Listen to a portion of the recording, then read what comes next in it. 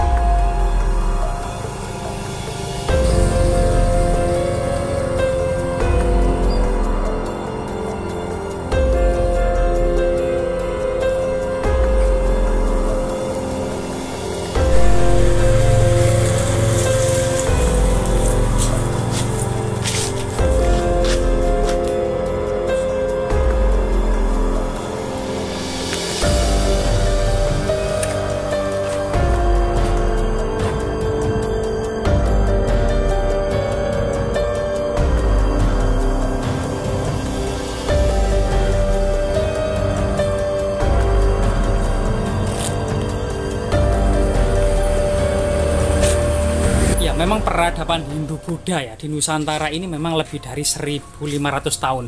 Sejak awal-awal Masehi memang yang dibawa pada masa Perunggu ya, puncak dari peradaban Perunggu, kerajaan Funan itu telah kemudian terpengaruh oleh peradaban Sindus atau lembah sungai Hindu-India.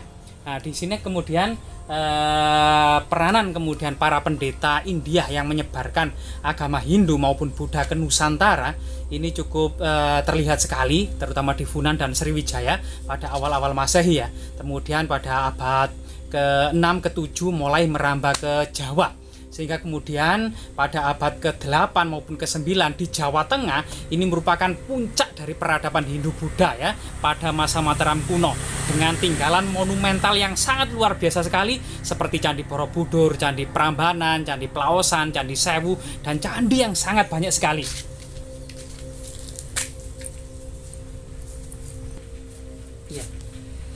Terutama di Jawa Timur ini memang prasasti tertua ya, prasasti Kanjuruhan ini pada tahun 730-an, 760-an ya, Masehi itu kemudian juga dikenal dengan peradaban Hindu-Buddha, Candi Badut untuk pertama kalinya untuk menghormati Maharesi Agastya. Sehingga kemudian di Jawa Timur ini pula juga terpengaruh dengan masif peradaban Hindu-Buddha, sehingga kemudian di kebun-kebun, di sawah-sawah, di sungai, di lembah-lembah, di gunung-gunung, di belakang rumah warga kita temukan fragmen peradaban kuno Hindu-Buddha, termasuk di Punden Keramat ini ya. Di Punden Keramat ini, nah ini juga kita mendapati selain bongkahan batu bata kuno. Coba kita lihat ini jenis batu bata kuno. Itu kan memang di sini tipis ya, tipis. Diduga memang batu bata kuno dengan ketebalan sekitar 3 cm ini memang merupakan peninggalan era kerajaan Majapahit. Karena ada perbedaan dengan batu bata kuno abad ke-10 dan ke-11 ya, yang sangat tebal, yang apa namanya pada masa Empu Sendok maupun Kahuripan gitu ya. Sedangkan pada masa Majapahit memang ketebalan batu bata ini relatif lebih tipis, lebih tipis. Nah ini coba di makam ini kita akan mendapati sebuah jejak peradaban kuno selain kemudian makam Muslim gitu ya, yang kita akan bisa melihat makam ini memang membujur ya dari apa namanya selatan ke utara, artinya memang diduga memang di sini memang seorang Muslim. Tetapi kemudian jejak-jejak artefaktual di makam Muslim ini masih sangat terlihat, seperti nisan yang ada di kepala ini. Ternyata nisan yang ada di kepala ini adalah sebuah arca yang sangat kuno dan aus gitu ya.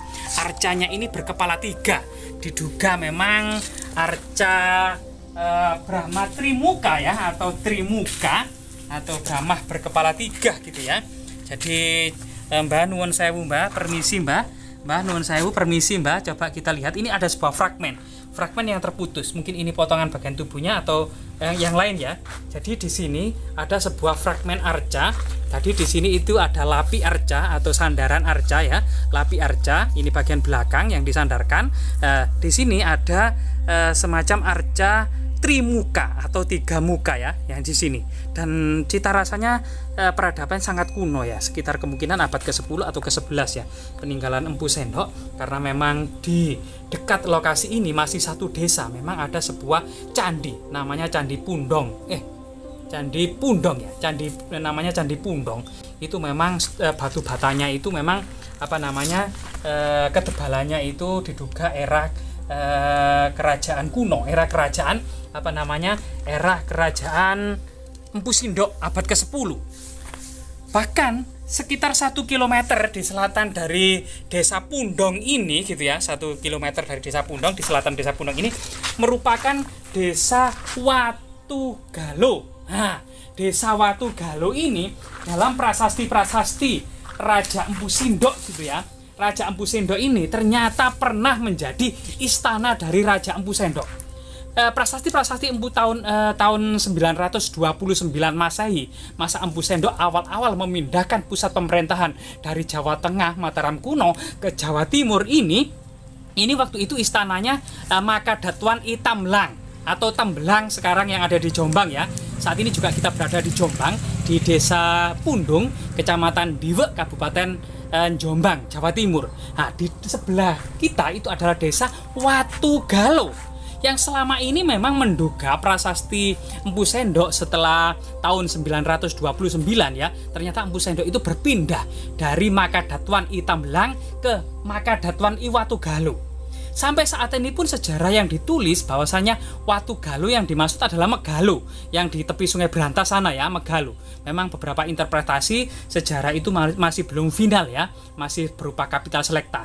Tetapi memang ternyata di Jombang ini pula ada desa namanya Watugalo yang juga banyak mengandung batu bata kuno, termasuk situs Candi Pundong, beberapa fragmen arca yang diduga memang era abad ke-10 masa Empu Sendok. Nah, kemudian selain kita menemukan arca, juga kita menemukan desa Watugalo yang diduga ada istananya Empu Sendok setelah Makadatuan I Tambelang atau Tembelang sekarang, kemudian Makadatuan I Watugalo. Nah, inilah beberapa kemudian kapital selekta atau permasalahan-permasalahan sejarah ya, yang memang keterbatasan sumber historis, sehingga kemudian bagaimana mengumpulkan yang terserak, kemudian bagaimana kemudian membuat historiografi yang benar-benar benar.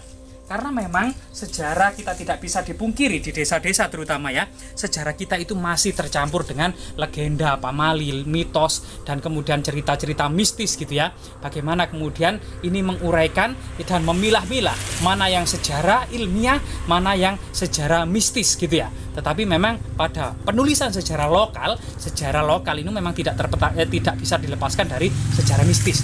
Termasuk punden yang sangat keramat ini ya. Punden yang sangat keramat ini.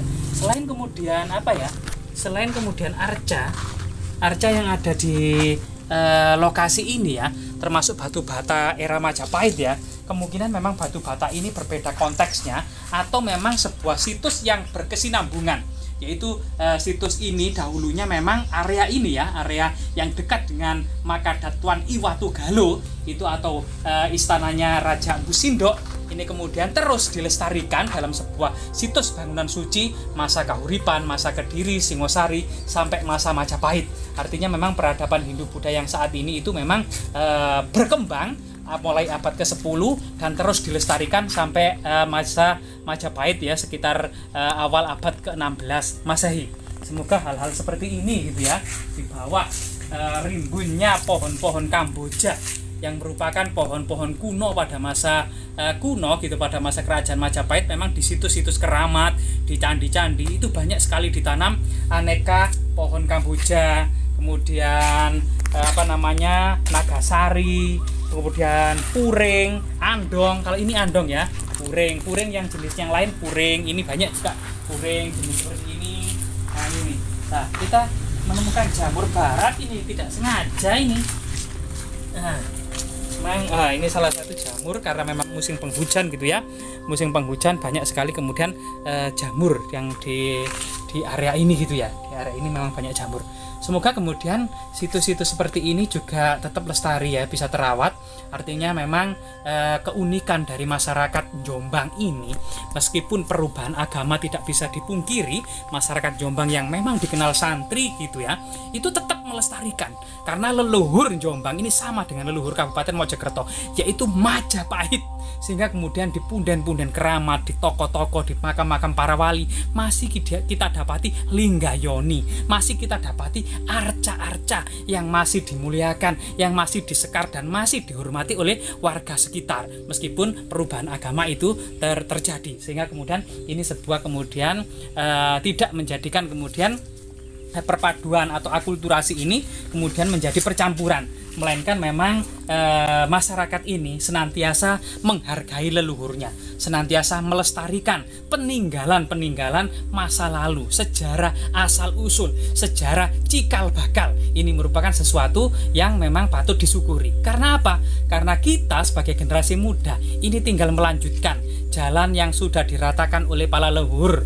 Bagaimana kemudian leluhur itu merubah hutan menjadi kerajaan, merubah rawa-rawa menjadi sawah, merubah jurang dan tebing menjadi jalan yang sudah rata. Ini semua berkat leluhur, dan kita tinggal melanjutkan kembali sawah yang sudah rata, jalan yang sudah rata, hutan yang sudah berubah menjadi desa dan kota, berubah menjadi istana. Ini semua karena perjuangan masa lalu oleh leluhur. Leluhurlah yang kemudian merintis itu semua, dan kita patut bersyukur dan menghargai hasil karya leluhur, termasuk kejayaan dan prestasi mereka yang kilang gemilang.